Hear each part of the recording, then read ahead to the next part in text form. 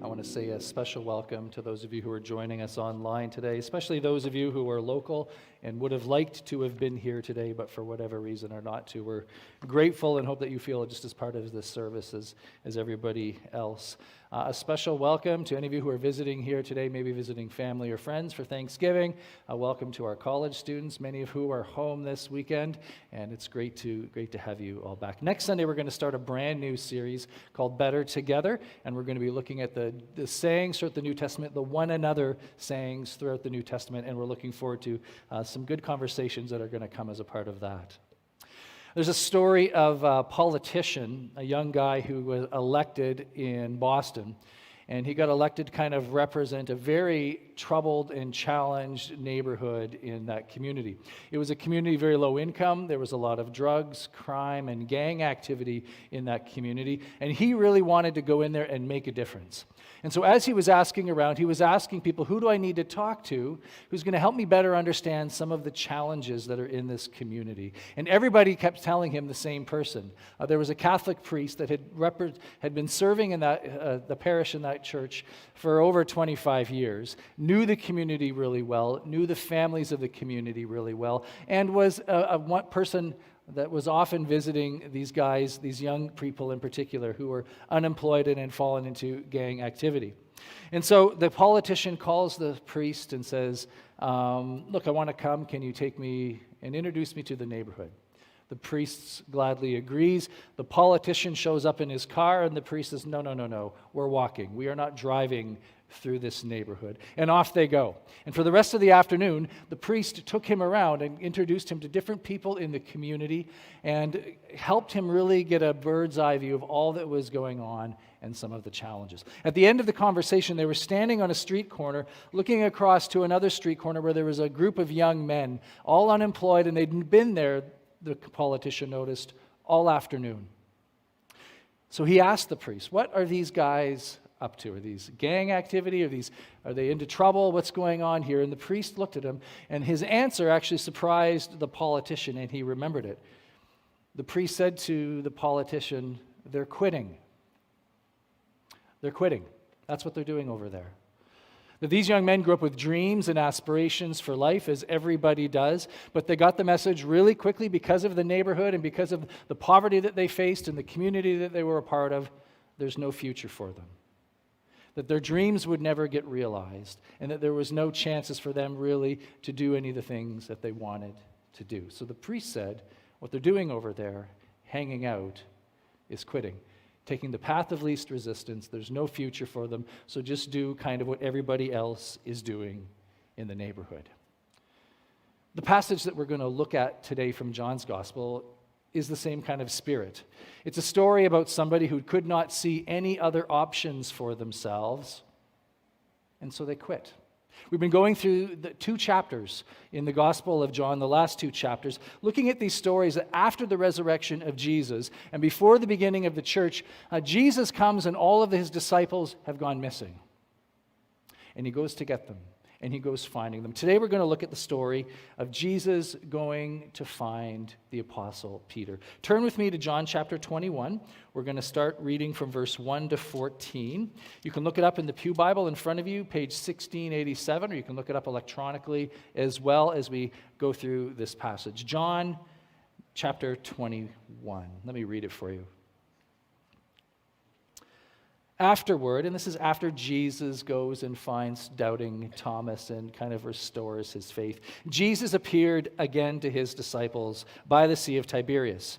It happened this way. Simon Peter, Thomas called Didymus, Nathanael from Cana in Galilee, the sons of Zebedee, and 2 other disciples were together. I'm going out to fish, Simon Peter told them. And they said, we'll go with you. So they went out. They got into the boat, but that night they caught nothing. Early in the morning, Jesus stood on the shore, but the disciples did not realize that it was Jesus. He called out to them, friends, haven't you any fish? No, they answered. He said, throw your net on the right side of the boat, and you will find some. When they did, they were unable to haul in the net because of the large number of fish. Then the disciple whom Jesus loved and who also wrote this gospel said to Peter, it is the Lord. As soon as Simon Peter heard him say, "It is the Lord," he wrapped his outer garment around him, for he'd taken it off to fish, and jumped into the water. The other disciples followed in the boat, towing the net full of fish, for they were not far from shore, about 100 yards. When they landed, they saw a fire burning. Coals were there with fish on it and some bread. Jesus said to them, "Bring some of the fish you've just caught." Simon Peter climbed aboard and dragged the net ashore. It was full of large fish, 153, but even with so many, the net was not torn. Jesus said to them, "Come and have breakfast." None of the disciples dared ask, "Who are you?" They knew it was the Lord. Jesus came, took the bread, gave it to them, and did the same with the fish. This is now the third time Jesus appeared to his disciples after being raised from the dead. The disciples were night fishing. They fished in the evening because it was cooler and the fish would come to the surface. They'd go out in their boat not far from shore. They would throw their net into the water and pull it back in again and again, hoping to catch some fish in their nets. They'd been doing this all night.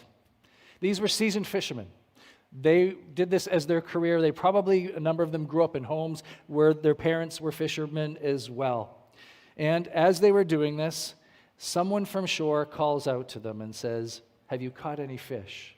How many of you appreciate someone pointing out that you're not doing a task very, very well? They say no. He gives advice. Humbly, they humor him. They throw their nets to the other side and they pull them in filled. And immediately in this moment, they know exactly who it is that's speaking to them from the shore, because they're having a déjà vu moment. This has happened to them before. Jesus had appeared 3 years ago. He was preaching on the shoreline. The crowds were large, so Jesus had said to Simon Peter, "Take me out in your boat. I want to use the water as an amplification system to continue my sermon." Peter takes him out in the water. Jesus finishes his message, and when he's finished his message, Jesus turns to Peter and says, "Why don't we fish?"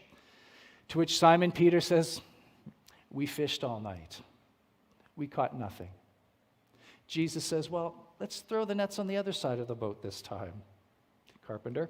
So Peter humors him, throws the nets over, and the nets are filled. When Jesus stands on the shore and tells them to put the nets on the other side, when it happens again, they know exactly who it is that is on the shore. Now, when the disciples come ashore, there's a campfire there. You can smell the campfire. You can hear the sizzling of fish over the coals. You can smell the fresh bread that's being baked. And Jesus is making them breakfast. He invites them to come and sit down for a meal. Now, I don't know if you have favorite sayings of Jesus that you've kind of claimed as your life verse. "I am the resurrection of the life," or "Come to me, all you who are weary and heavy laden." I think this could be a new one for some of you. Verse 12, "Come and have breakfast." That's a good verse. I love a good breakfast. Jesus invites these disciples to come and have breakfast. It's the original men's breakfast. And in this moment, Jesus is doing something substantial. Most of Jesus' ministry, if you look at it throughout the Gospels, took place around meals or around a table. The wedding table in Cana, Jesus feeding the 5,000 fish and loaves, maybe it's the same recipe he's using in this passage as well. The story of Jesus and Zacchaeus going to a banquet at his house, a large table, a large gathering gathered with people, and of course, the Last Supper. And in ancient times, a meal was more than a meal. It was the ultimate act of welcome to people. It was a way of accepting people. It was a way of saying, "You are my people." And so when Jesus invites the disciples to breakfast on the beach, it's more than just bread and fish, because the timing of this event is so significant. Let me just take you on a little field trip on Peter for a second to remind you who it is that we're dealing with in this story. Jesus came to Peter initially and invited him to follow him, to leave his fishing nets, to leave his career, and to go. To close up business, close up shop, put things away, and literally go wherever Jesus goes to do what Jesus was doing. And Peter agreed. Jesus had that line, I don't want you to fish for fish anymore. I want you to fish for men. And he goes, and this is what he does. And Peter kind of becomes the de facto leader of these 12 disciples. He's the one that is so often invited to these extra special moments with Jesus.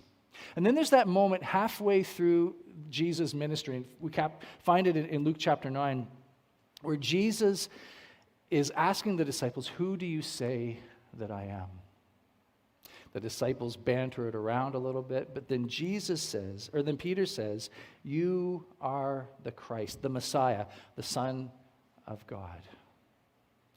It's the first time that Jesus' true identity is spoken publicly. And Jesus says to him, blessed are you, Peter. And he kind of pronounces over him this kind of prophetic prediction. He says, on this rock, which is Peter's name, Peter, on this rock I will build my church, and the gates of hell will not prevail against it. But Peter, you are going to be instrumental in this movement called the church. You're going to be a leader in it. It's going to go places, and you are going to be a part of it. And fast forward, it happens. At the day of Pentecost, not but a few days after this story that we're reading today, the Spirit comes. Peter preaches the gospel, and hundreds of people come to faith for the very first time. Peter becomes a leader in the church that says, the church just can't be for Jewish people. It has to be for all people. Peter raised such a stink that at the very heights of power in Rome, they were fearful of him and his influence, that they had him murdered. And how many of you have ever been to a church bearing the name St. Peter's? Right? In every corner of the world, there is a church that bears this man's name. Which is interesting, because in this passage that we're reading today, he's quit. He's walked away. He's given up. Peter, in the passage that we're reading today, has gone back to fishing. I started telling you the story about this priest and this politician standing on the street corner, looking at this group of young men, asking, why is it that they're just hanging out there? And the priest saying they've quit. They've got no other options available to them. They've simply quit. And I want to suggest to you today that's what Peter is doing here too. That something happened in Peter's life that left him feeling like he had no other options but to simply walk away. Something so bad that he decided his days as a follower of Jesus were over. That given what he had done, the only option for him was to step aside and go back to the thing that he knew how to do best, and that was fish. Well, what was it that Peter did? Well, you'll remember not but a few days ago, the night that Jesus was crucified, Jesus met with his disciples around the Lord's table, and he explained to them that one of them was going to betray him. And all of the disciples were like, not me. But Peter was the most vocal about it not being him. I'm sure he could picture that disciple, probably, maybe this one over here, but not me. And he says to Jesus, I will follow you wherever you go. To which Jesus says, Peter, before morning, you will deny me not once, not twice, but 3 times. And it happened. Jesus goes on from that evening. He gets arrested. Peter's kind of following alongside, hanging out in the crowd. People are coming up saying, hey, aren't you with him? And no, not me. Aren't you the hick from Galilee? I can hear it in your voice. No, I'm not with him.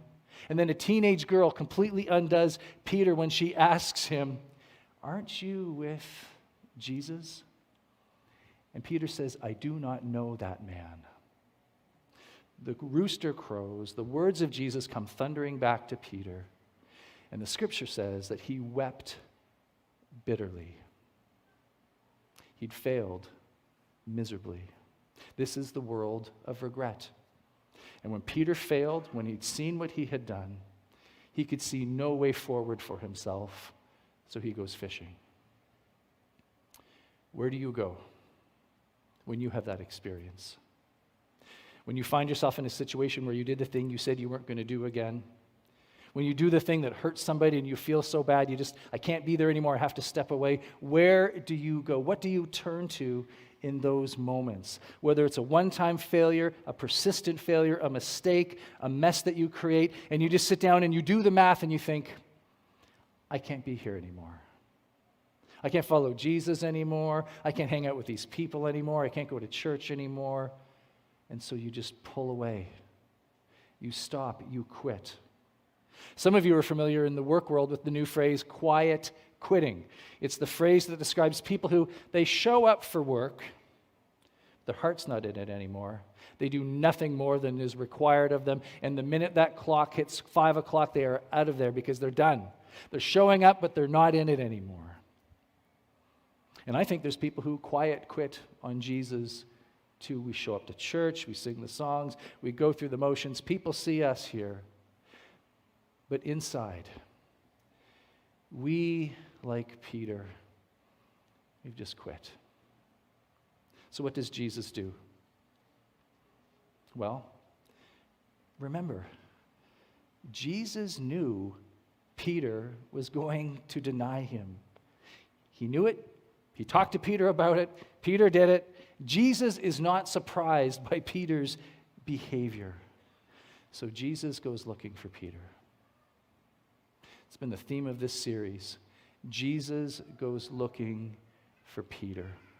He knows he's been up all night, and this breakfast is not just something he did for a tired person. This was an act of grace. And in this moment, what Jesus was saying to Peter is this: there is still room for you at my table. Peter, there is still room for you at my table. For people who fall away, for people who've struggled, for people who've blown it and who feel, I've got no other option but to leave, Jesus says, no, there's still room at the table for you. Remember, God knows who he called when he called Peter.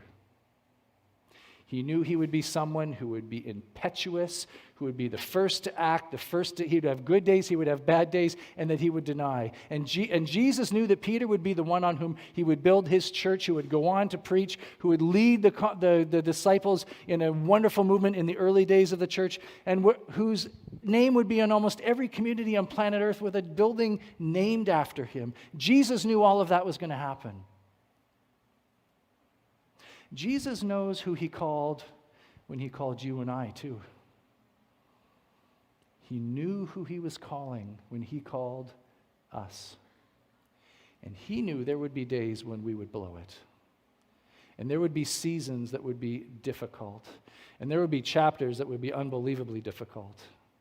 And he calls us anyway. Meaning that thing that you did or let happen or you got convinced was a good idea and turned out to be a really bad idea. Jesus knew that when he called you. Meaning that when you sin or are struggling with sin, when you've convinced yourself that Jesus would never want someone like me following him, Jesus knew, and he called you anyways. For this failure that seemed like too much for Peter to bear, Jesus says, you don't have to bear it. I will bear it for you. And there's room at the table for each of us. Now, Jesus and Peter have some unfinished business. Let me just kind of catch you up on reading verses 15 to 17.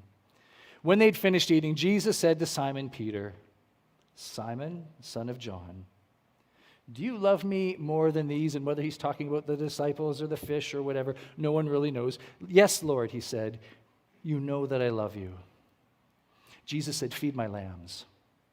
Again, Jesus said, Simon, son of John, do you truly love me?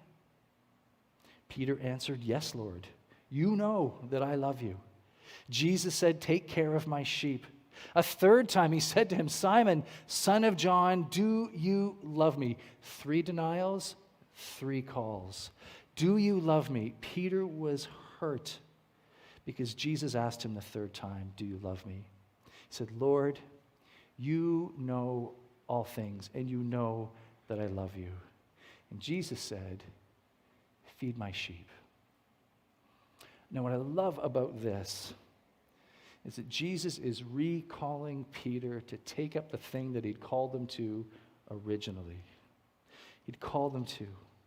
I've had hope, two real hopes in this series as we've been going through these stories. That as we read them and go through them, if you are fearful, if you're grieving, if you're doubting, or if you've quit, that you would find some good news here for you as well. But my other hope is that as we go through these stories, we would be stirred up and awakened to what it means to be the church today in our city, with our friends, family, and our neighbors. And that as we read these stories, it would remind us that we bear the message of there's still room at the table for you. How many of you know people who would say, I used to go to church, have faith, be a part of a church, lead a church. I used to. How many of you know people who used to be a part of faith? And I can't help but wonder how many of those people, if we sat down and could talk to them, they would say, there was a moment, there was a circumstance, there was something I did. And when I did the math, I realized I can't do that anymore. I need to leave. I need to stop. I need to quit. To which Jesus would say, there's room at the table for you. And that becomes our message as we converse and meet with people who are in that space. That the gracious welcome that God extended to us, we have the privilege of saying, you should see what I did. He welcomed me. So no matter what you have done, he welcomes you too. I want to close with a quick story and a quote here. Ignatius of Loyola was a Spanish priest who, along with other priests, started the Jesuits. And as a young man, St. Ignatius was at battle for his country, was injured, and spent a long time bedridden, convalescing and kind of recovering from the impacts of the battle. And while he was there, he kind of said, I'm going to redeem this time, and he dedicated himself to prayer and reflection and became simply overwhelmed at the grace of God extended to him. And he wrote this wonderful quote, there are very few who realize what God would make of them if they abandoned themselves entirely to his hands and let themselves be formed by his grace. And when I thought of that quote, and I thought of this young man laying in bed with all these aspirations and now sidelined with this injury, thinking about all that God could do with his broken life. I think about Peter, who left and quit and went out on the boat, and Jesus comes back to him and says, you have no idea what I could do with your broken life with my grace. I wonder today if you might think about what God might do if you were to abandon your life into his hands and let his grace write an incredible story. Let me pray.